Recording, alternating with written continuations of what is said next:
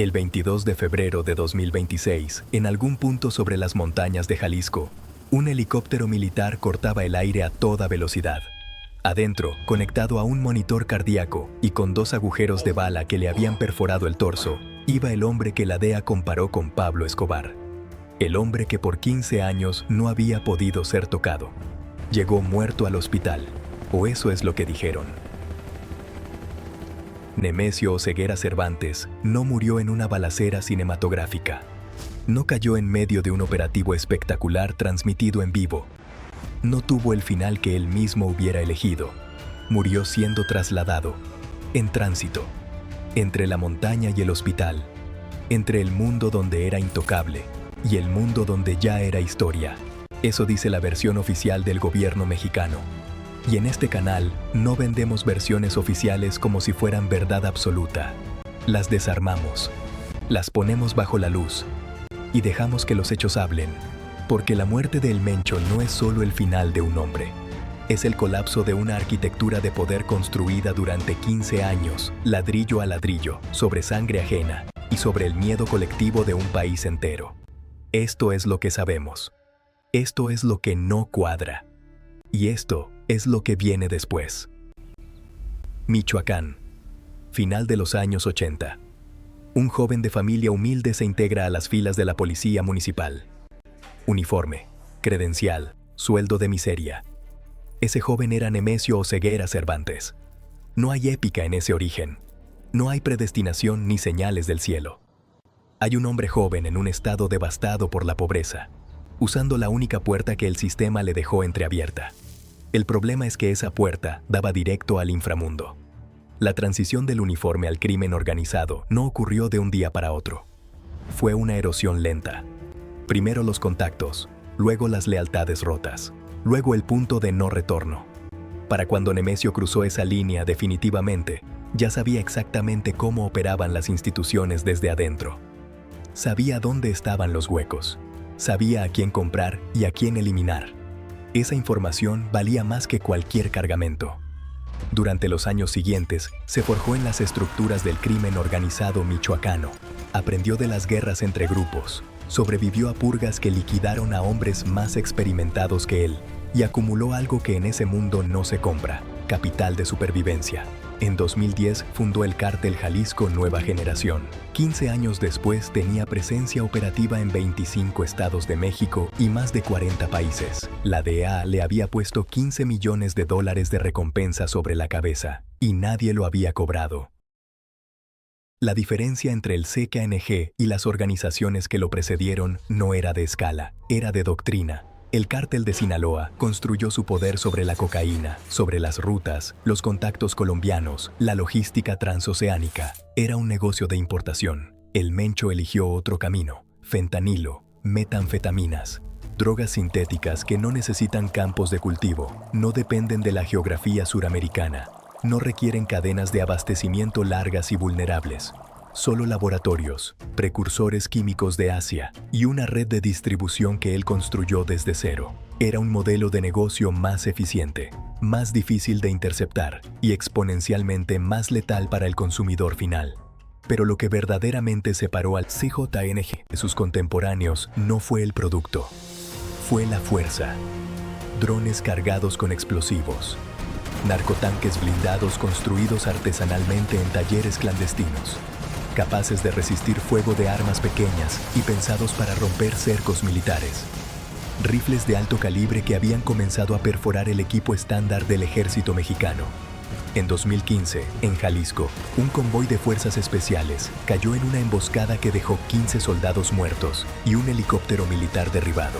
No fue un accidente, fue una operación, planeada, ejecutada y filmada para mandar un mensaje. El mensaje decía: nosotros también sabemos hacer la guerra. El Estado mexicano entendió ese lenguaje. Y durante años, la respuesta fue el silencio de quien sabe que el costo de un enfrentamiento directo podría ser mayor que el costo de la coexistencia. 15 años en la cima de una organización criminal del tamaño del CJNG no se sostienen solo con dinero y violencia. Requieren algo más sofisticado. Algo que los analistas de inteligencia llaman gestión del terror. El Mencho no aparecía. Esa era su ventaja más poderosa. Mientras otros capos construían narrativas públicas, las fiestas filmadas, los corridos encargados, las apariciones en bodas que inevitablemente terminaban en la pantalla de un agente de la DEA, Nemesio Oseguera había entendido que la invisibilidad era la forma más efectiva de poder. No había fotos recientes confiables, no había voz grabada, no había patrón de comportamiento que sus enemigos pudieran anticipar. Esa ausencia de información se convertía en un arma psicológica devastadora para todos los que dependían de él. Cuando el líder no puede ser localizado, no puede ser sorprendido. Cuando no puede ser sorprendido, se convierte en algo cercano a lo mítico. Los mecanismos de supervivencia que desarrollan las organizaciones criminales bajo presión extrema generan lo que la psicología clínica llama compartimentación de emergencia. La información se divide en capas tan herméticas que ni los propios operadores de nivel medio saben realmente qué está pasando en los pisos de arriba. Esa arquitectura protege al líder, pero también lo aísla de la realidad de su propia organización. Con el tiempo, el líder intocable empieza a tomar decisiones basadas en información filtrada por subordinados que tienen sus propios intereses. La paranoia que generó como herramienta de control regresa como una niebla que lo envuelve a él también. Nadie escapa a la psicología que construyó, ni el que la construyó. La presión sobre el Mencho no llegó de un solo lugar. Llegó de todas partes al mismo tiempo. Durante los últimos 3 años, el Menchito, su hijo, fue extraditado a Estados Unidos y condenado a cadena perpetua en 2023. Eso no fue solo un golpe personal. Fue un mensaje institucional. La protección que durante años había blindado al CJNG dentro de México no llegaba hasta las Cortes Federales norteamericanas. Al mismo tiempo, la DEA intensificó las operaciones de infiltración sobre las redes financieras del cártel. Los mismos mecanismos de lavado que habían funcionado impecablemente durante una década empezaron a generar rastros detectables. Las propiedades en nombre de prestanombres comenzaron a caer. Los movimientos de efectivo se volvieron más difíciles de camuflar. Adentro de México, la guerra territorial con el cártel de Sinaloa, que había escalado a partir de la fractura interna de esa organización en 2023, estaba consumiendo recursos y hombres que el CJTNG no podía reponer a la misma velocidad. El cerco no era un operativo, era un proceso, lento, sistemático, diseñado para estrechar los márgenes de movimiento hasta hacer inevitable el error. Y el Mencho cometió el error. Las versiones que circularon en las horas posteriores al 22 de febrero apuntaban a que Nemesio Oseguera se encontraba en una propiedad en las inmediaciones de Tapalpa, Jalisco, cuando las fuerzas especiales ejecutaron el operativo.